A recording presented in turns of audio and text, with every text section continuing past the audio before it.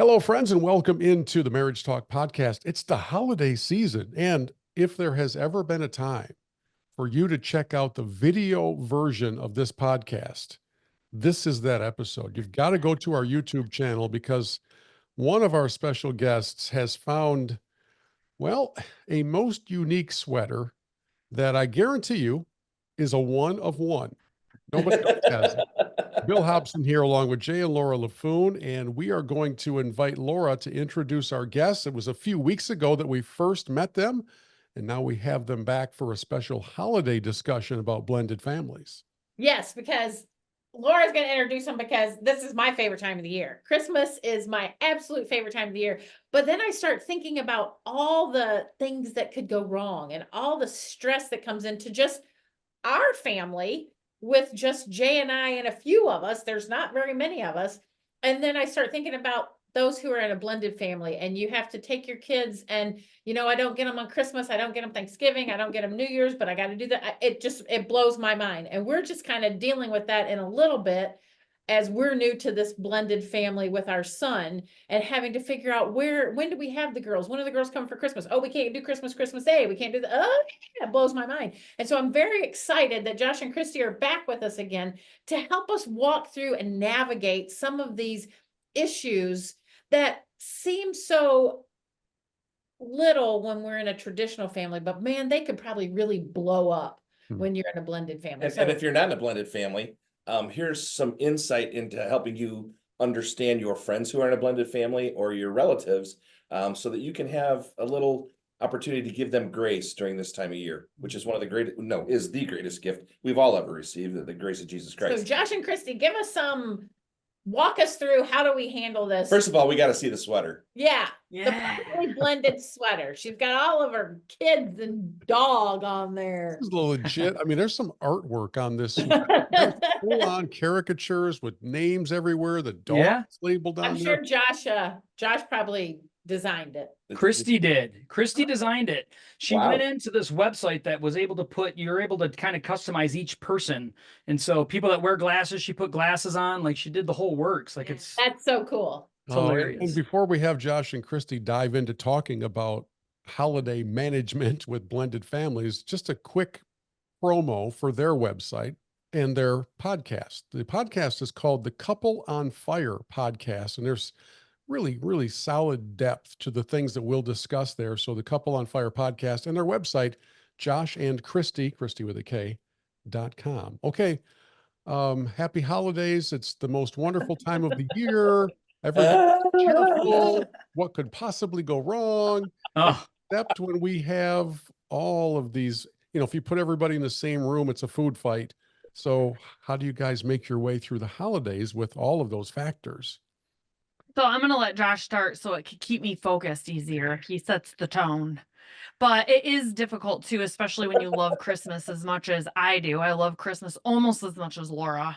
And when you're having to deal with all this, it can really just suck the fun out of it. So yeah, I'll let you kick it off. So, all right. So first off, my name is Josh. If you, if you guys are really looking, like Bill said, for some more way in depth of these, we have over 200 episodes on our podcast. So guys, you could really get into deep and interviews too. And interviews too. Yeah. With some great people. So, with Jay and Laura as well. So, but we have, one of the things I think is the trickiest part of holidays when it comes up is understanding there's a proper way to handle sharing the holidays with others. And so if you are in a blended family or if you're venturing into a new blended family, these are some things that you really need to look out for, So when we talk about sharing holidays, we got to decide on who's picking up, who's dropping off. Also, who gets what holiday.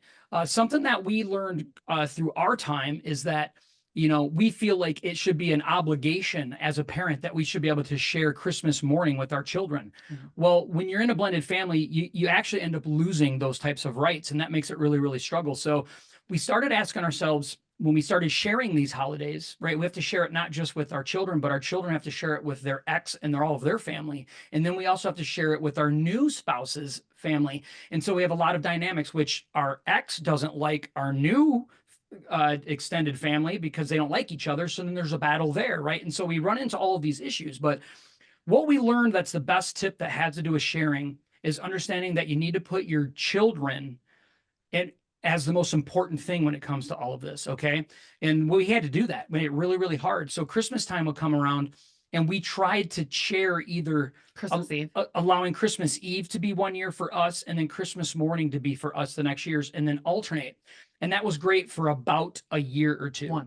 About 1 year, right? And then it fell apart. And the next thing you know, exes are keeping kids until 10 o'clock at night on New Year's or Christmas Eve, or then not bringing them Christmas morning over until 2, 3 o'clock in the afternoon. And so they would do it on purpose, right? Intentionally. So we had to decide, instead of putting our children in the middle of this, that we said, we are now going to make Christmas morning a marriage thing. And that was through a lot of tears and a lot of heartache.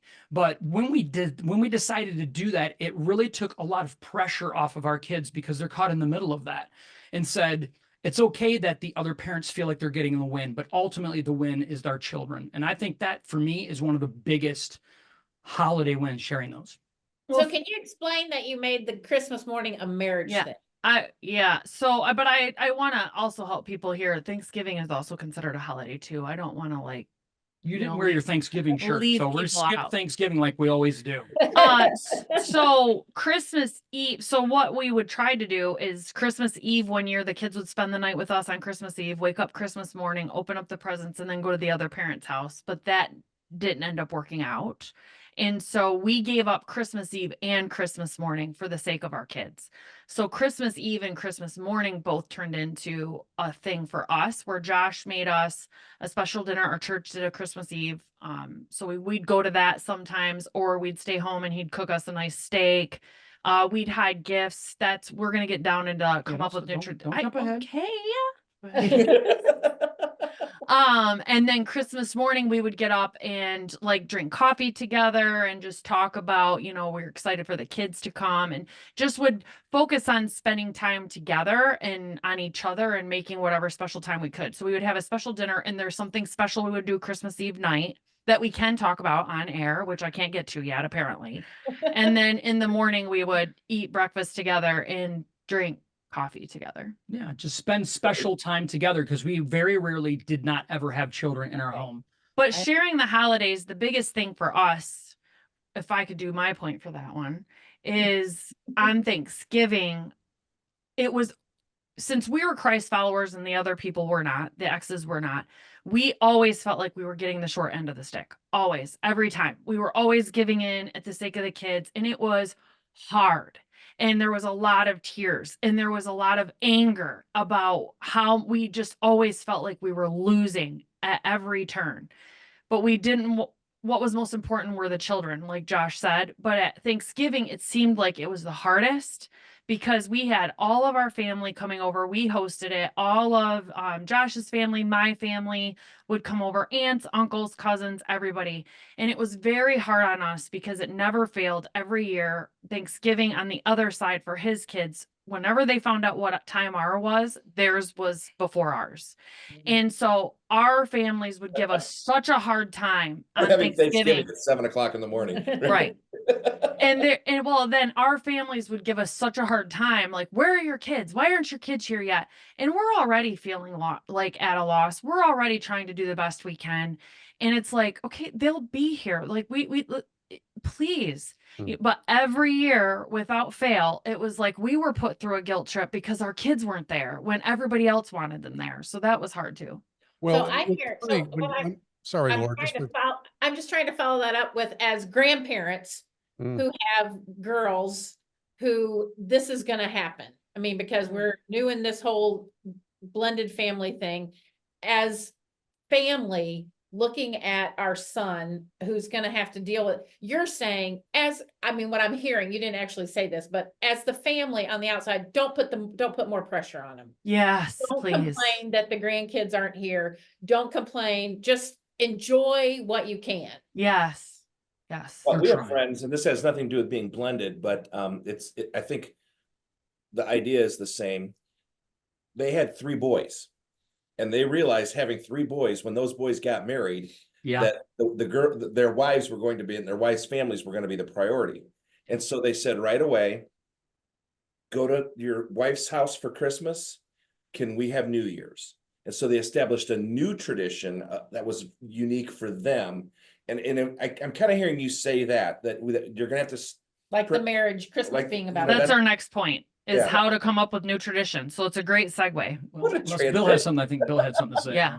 Well, I'm thinking through all of these issues and realizing that caught up in this drama is also the kids' level of enjoyment of these holidays, Correct. right? So not only are mom and dad stressed out and trying to avoid the driveway shouting match with the exes of you're 7 hours late and you're trying to prove a point and you like to, so I mean, what all of these different elements that are in this.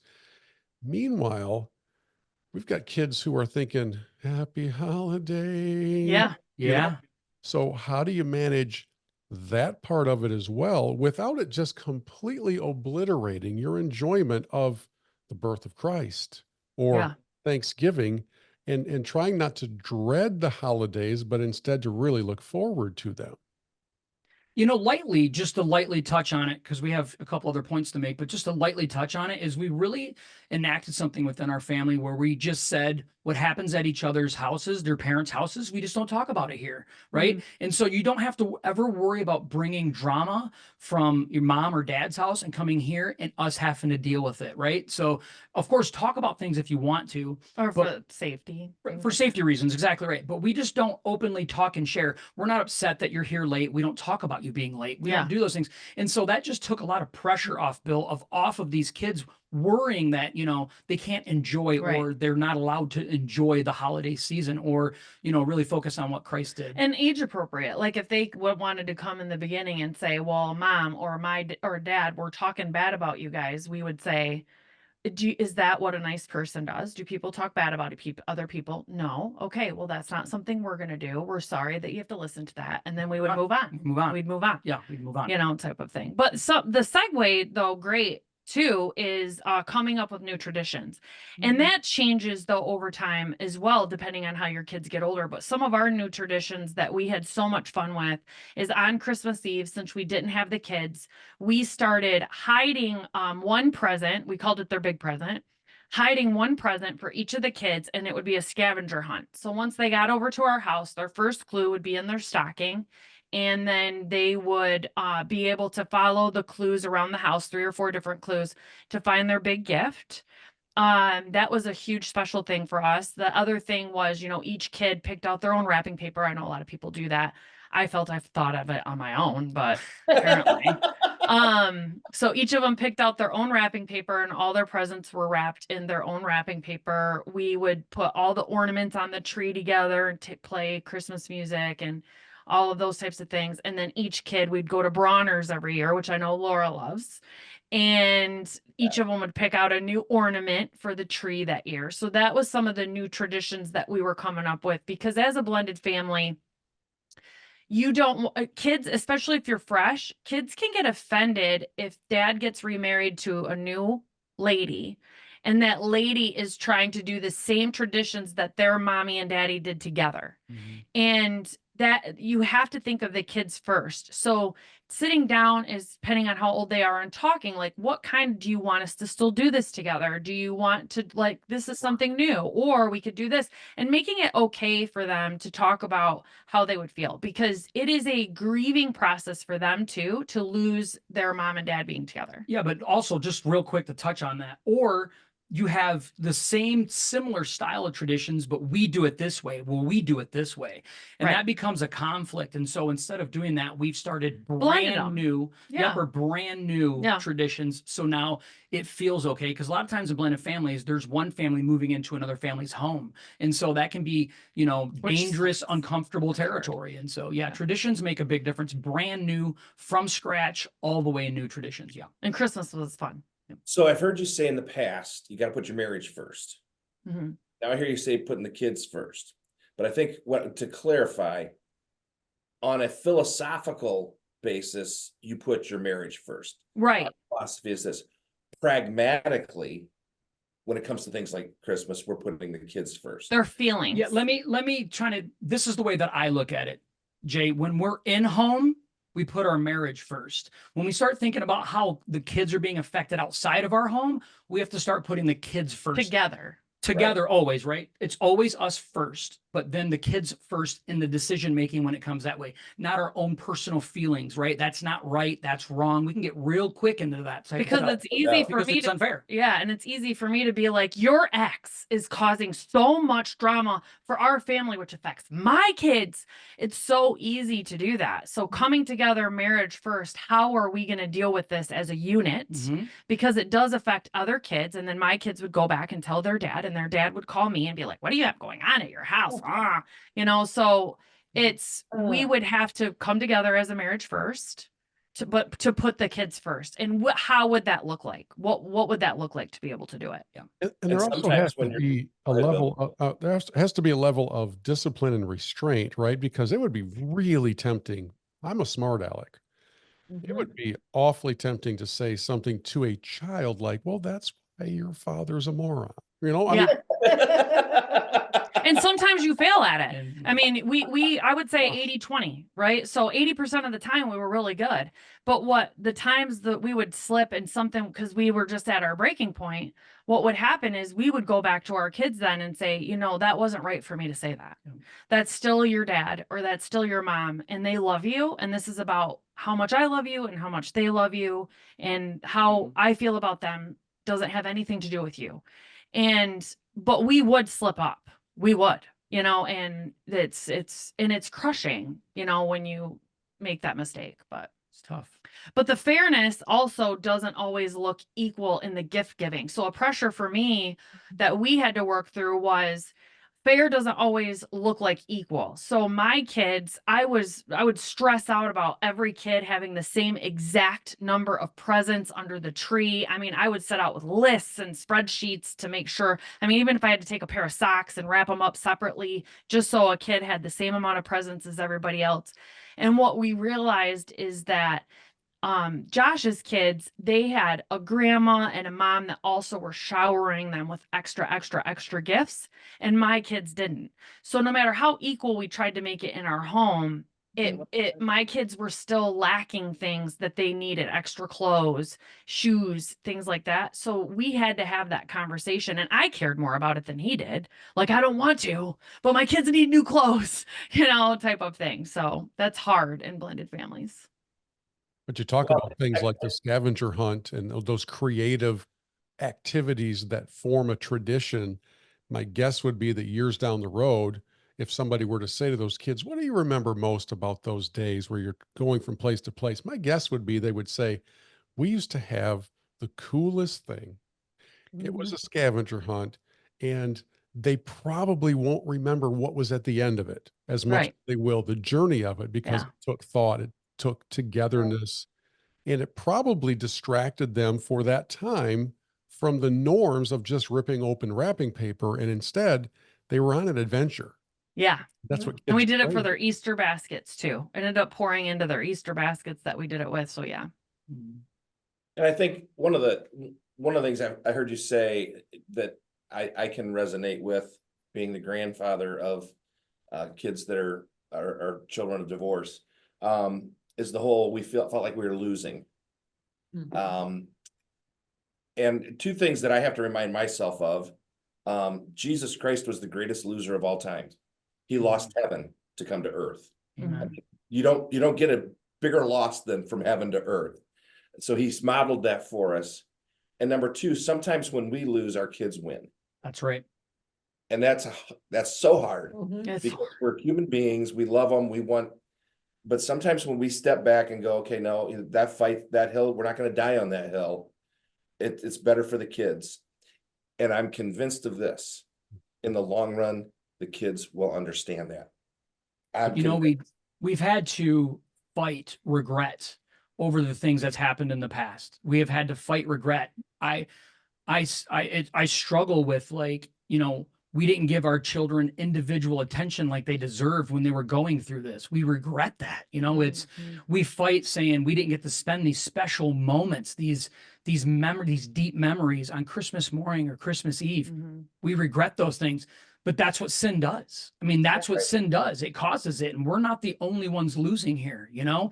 And so we have to keep the one thing, you know, how are we going to honor God, and how can we show our children the proper way so they don't end up in the same position we are? That's the ultimate goal.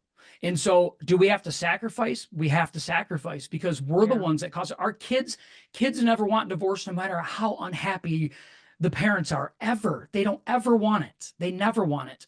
And so we put them in this situation. So what is the best thing that we can do to honor, you know, the Lord, and honor each other, to allow our children to have the happiest time that they can have, but also guide them in the proper way? And the balance is on the end of a needle with all of it. Trying to get them to love God. It's when hard. your exes don't love God, and it's something new being introduced to them too. They It's fight that battle. So yes, it's very. Okay, so here's my question, because every adult human alive has experienced the joy of Christmas that is just, The way he said it, the joy of Christmas. you know, it's so frustrating, it's so maddening, it's so, oh my goodness, I can't take it anymore. That's got to be magnified with the blending. Do you have a code word? Do you have a secret handshake? Do you have what do you do when you are so stressed out you can't take it anymore? That's what you do. Yeah.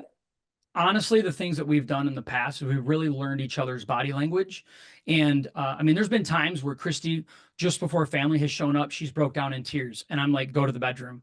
And she goes to the bedroom. She's like, I know when I come out, I'm falling. Yeah. She's like, everybody's going to say something. I'm like, I got you covered, girl. I went out there and everybody's like, where's Kristy? I'm like, she smacked her toe into the end of the bed.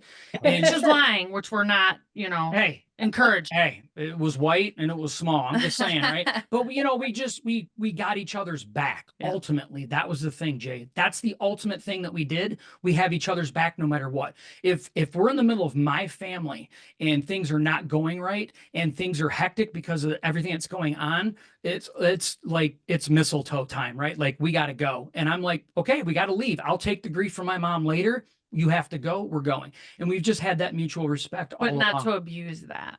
That's another Not to abuse it, right? A mutual understanding on that stuff. So You give Jay that option, he's out of here after 5 minutes with my family. Well, dinner's done. We're gone. Mistletoe. Jay's pounding his own toe with a hammer. I'm in pain, take me home. right. I'm curious, as you have walked through all of this for the past few years, has there ever been a time where you've been able to kind of say to your exes, we're really trying to do this in a way that honors the Lord? And I know that that's not where you are, but you got to work with us on these things, because we don't want the kids to suffer from the adults not getting along. I mean, are there adult conversations to be had in all of this before the holidays arrive, so that it's not December 24 and you're in the driveway yelling at each other? You know, Bill, maybe in some blended families, but not this one. You know, it was neither one of our sides are believers. And the last thing they want is us even talking about them. That's an important thing. So the best thing that we could do was to not communicate with them in a way that was just like, let's just talk schedules. And to be honest with you, in the majority of situations, that's always the best, because there is no reasoning with unreasonable, and unreasonable is all based on emotion. And so both of our exes, everything was based on emotion. You can't reason with that. So I've always learned in a game of tennis, the way that you stop playing tennis is stop hitting the ball back. And so we put the ball down and said, we're just not playing the game, because we know we can't win at this. And so we just stopped communicating on those things. This is the schedule, and it is what it is. We tried in the beginning, and it always went sideways. They're like, I don't give a crap what you want. I don't care what you want. Okay, but you got to develop a bit of a thick skin, because on occasion, when you turn your back to the net, you're still getting pelted in the back of the ball, tennis ball, in the back. Still today, right? Still today, Bill. Still today. So can you speak to those listeners? I'm going to make an assumption, by the way. I'm going to make an assumption that the people who have tuned into a podcast labeled Managing the Holidays in Your Blended Family are serious about this whole thing, and they're not the ones that are hitting the tennis balls. But can you speak to those that are really trying to peacefully coexist and constantly being met with antagonism and more tennis balls hitting them in the back of the neck? Humility. And I think that's what being a and true flexibility. and a true Christ follower is. You have to understand that Jesus wants us to be humble. And retaliation is what we want, is what our flesh wants. But humility is what wins the long game. And when we do and rely on each other as spouses in our new marriage, and we focus on our level of flexibility and understanding that we are a united team and we can't be broken by the drama that's coming at us, humility has to win. You're going to get hit in the face. There is no punches in the arm in blended family business. You're getting hit directly in the face every time. And you have to learn that that's just part of the system, and that you have a good support system to help you stay humble, stay strong, and stay flexible with being centered in Christ. But sometimes, though, it is okay to look at your ex-spouse and say, no, I'm sorry. We agreed on this. I already have everybody coming over. Your plans have changed 75 times. I'm sticking with mine. And that's it. And you can typically tell over the years when it's time to do that and when it's not time to do that. Sometimes if you know it's just going to create more animosity. I mean, his ex at one point ended up just not bringing the kids back ever. We couldn't get a hold of them. They were gone for a couple days. We didn't know where they were. All of those types of things. So if it's going to push somebody to that level, then it's best to just say, whatever, I'll make whatever you need work. It's about the kids in that moment then, because if you're not going to see them at all, then, because they just want to use them as pawns, which some exes will do, then you have to eat the humble pie. You have to do it. And what I heard you say a little bit earlier is that even though you're people of strong faith, you want to raise your kids as people of strong faith. Sometimes talking to your ex-spouses about that is like throwing gas on a fire. Every time.